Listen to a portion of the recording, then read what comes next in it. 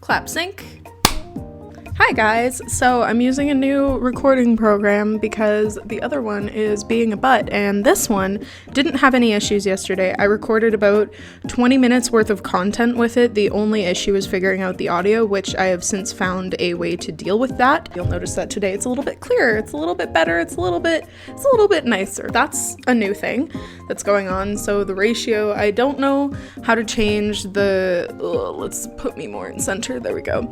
I have no idea how to change the ratio of this to get it wider. So this is kind of how things are going to be for now until I figure that part out, but at least I figured out how to fix the audio problem that I had yesterday. I'm really sorry about that if that bothered you and was horrible to listen to. Yesterday, I said that I was going to record a bunch of things, and guess what I did? If you guessed that I did not do it, then you win. Congratulations. I proceeded to spend the entire day playing Animal Crossing New Horizons. I'll exit to like the main screen so that it's all cute and aesthetic. Oh my god, like look at this. Look how fucking cute that is. That's adorable. I love Animal Crossing so much. I know that I couldn't show it like all pretty and nice, but that's because I'm not a gamer.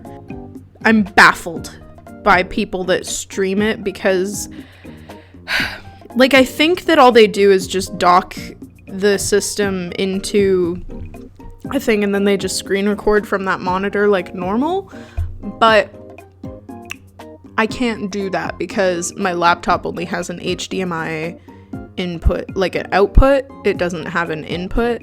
So I need to get a big boy computer someday, but that day is not today because I spent all my money on Animal Crossing. So since I'm so focused on Animal Crossing, I've got it all on my brain, and I was not able to, I was like, okay, as my video is processing, I'm gonna sit down and I'm gonna take a little bit of a break and I'm gonna play some Animal Crossing. And so I did. And then after it was done processing, then uploading took a little bit of time, so I did that again. And then after it was uploaded, I still was like, I'm just gonna play for a little bit more. And I played for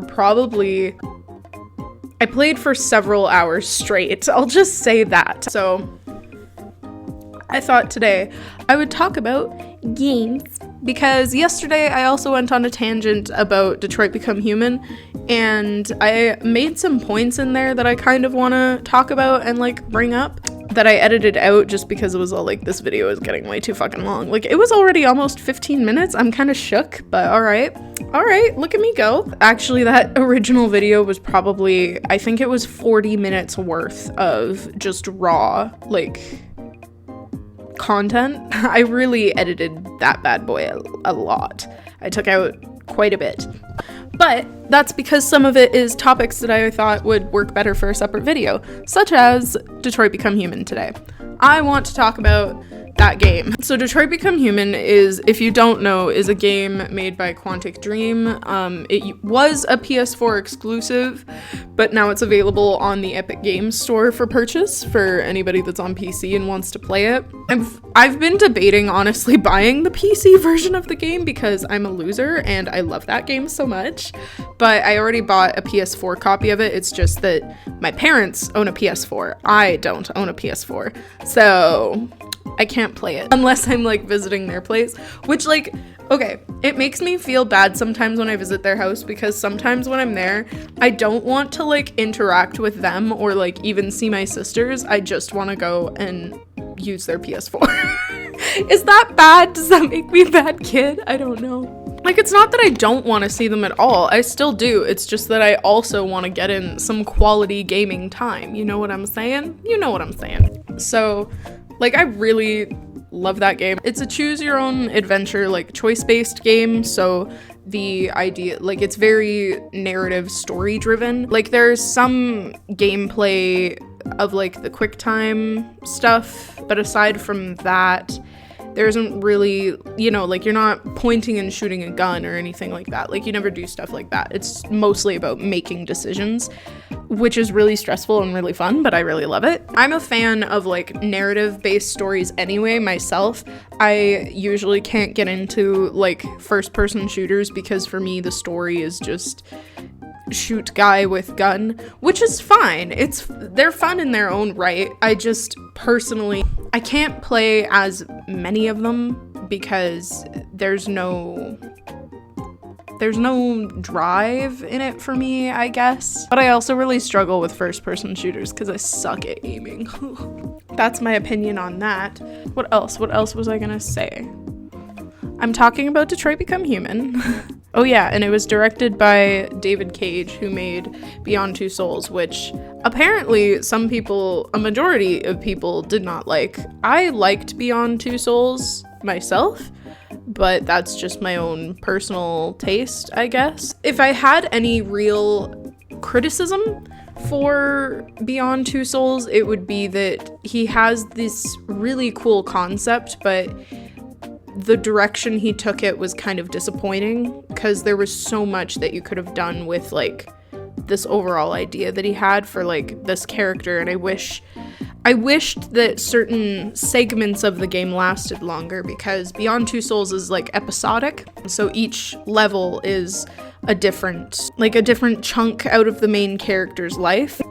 And there was one segment, spoilers I guess, this whole video should have like a big spoiler warning, I'll say it right now. This video has spoilers, so just watch yourself. So there's one segment where the main character is working for the military, like for the government or whatever, and that part was really, really, really fun to play. I really enjoyed it because you were like sneaking around and you had to do all this stuff and you had to be like stealthy and use like the special power or whatever. I shouldn't say special power, like Aiden, again, big spoiler here, her brother, and it was cool. I really liked it. And then you only do that once in the whole game, which is a little sad. Out of everything else in that whole game, that segment is probably my favorite one. I just wish that we could have gotten more of that. So that's kind of my only beef with the game, is that like I thought it was a really cool concept and they had this really cool part, but it was only a small part of the game. And there are other parts of the game that are good in their own right. It's just I liked the military bit. And I suppose Detroit Become Human a little bit has the same problem, but with both of these games as well, it is important, I think, to remember that you can only put so much in a game, and you can only do so much. That said, my beef with Beyond Two Souls, I feel like is more valid because the whole bit in the desert was so fucking annoying, and it felt really dry. I wasn't emotionally attached to the characters. I didn't know what was going on. I was just lost and confused. I was really frustrated. I really hated that part of the game, and it felt pointless in the end because it felt like you really hadn't done anything by the end of it. All it did was introduce a new love interest for the main character. So yeah, I didn't really care for that myself. Whereas with Detroit Become Human, there are some concepts that I wish had been explored more, but I understand why they didn't, just because, again, you can only put so much in a game at a time. You can only cover so much. You can only program so much, I think, as well, like for the sake of the narrative and the story and everything. You can only look at so many angles. But I still love Detroit Become Human. Anybody that does not like it can fight me. I think that there are some poorly written lines, and I think that there are a couple of moments that fall a little flat, but overall I think it's a really good game. I like the choices, and I like the canon universe. I like a lot of the little consistencies that they have throughout. My alarm just went off, so I had to cut a little bit here. The story has a lot of these little consistencies that remain despite the other choices that you make, which I think is super cool as well, because it really solidifies for me that universe, and it lets you really feel like when you play the characters, you have built them up, I guess, in your own way, and that the NPC characters are static because you don't have a hand in it. They were marketing, and their tagline was like, this is your story, and it really, I think they did a really good job of making that come to fruition. Like, for example, at the very end scene, after Marcus's revolution finishes, and if you were successful and he's talking to all the android people, and this is if you get the good ending, by the way, and he's talking, and Connor's deviant, and he's at the thing, and then Amanda takes over Connor. She does this if Connor is there's one option you can get where Connor is in the crowd of the other androids, and then there's one that you can get where he's on stage beside Marcus, and then there's one you can get where Connor is on stage by himself. And every single time Amanda tries to take over his body, Amanda is the AI that is kind of his handler, and Amanda takes over his body, and she tries to turn him back into a machine and like take away his choice, and then it's up to you, the player, to go find the escape route and break free of Amanda's control, which I think is really cool. I like that consistency is there, and I like that they have in those paths, Amanda says to Connor, she goes, what's the line? Congratulations, Connor, you represent an immense success for CyberLife. CyberLife engineered an android revolution and stuff like that. Basically, she's just saying that Connor's hand in the revolution was purely because CyberLife wanted the android revolution to happen. And I like that we don't know why, but I kind of wish that we knew why and got to explore that a bit more. So there's that. And then she also tells him that, like, you did what you were designed to do. And that's what happens if he becomes deviant. And then if you make Connor stay a machine, then at the very end, after the credits, then he enters the garden again with Amanda, and then there's a new model that's standing beside her. She says, this is the RK900, and this is the machine that is going to replace you. And Connor is all like, what's going to happen to me? And she basically is all like, don't worry about it. Because Connor's going to be retired as CyberLife puts out this new machine, which to me says that in the canon, CyberLife's true goal is to facilitate this android revolution, and for Connor to go deviant and to have a person on the inside of that they can control and that they could potentially take back and that kind of thing. But at the same time, because he stays deviant and then Amanda's gone, but maybe she's not really gone, you know what I mean? So I just think it's really cool. I really like that they kept that consistency throughout, because then you're not getting annoyed by like, okay, but in this playthrough you said my goal was to do this. No, the goal was always for Connor to become deviant, and that's another thing that I really love about this game, is they really explore the futility of some of your choices. For example, with Amanda taking over, like, that happens no matter what you do. CyberLife wants Connor to become deviant no matter what you do.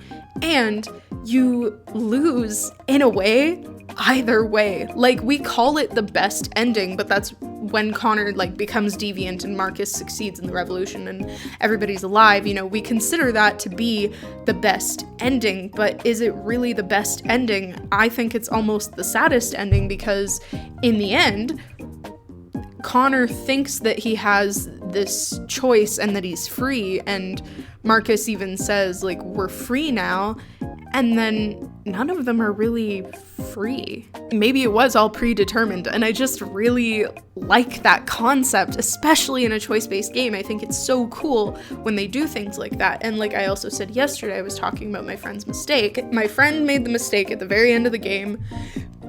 He killed Kara, Alice, and Luther because he had them go on the boats. They don't all survive if you put them on the boats, though. Luther always dies. Sometimes Kara and Alice die, depending on what you do.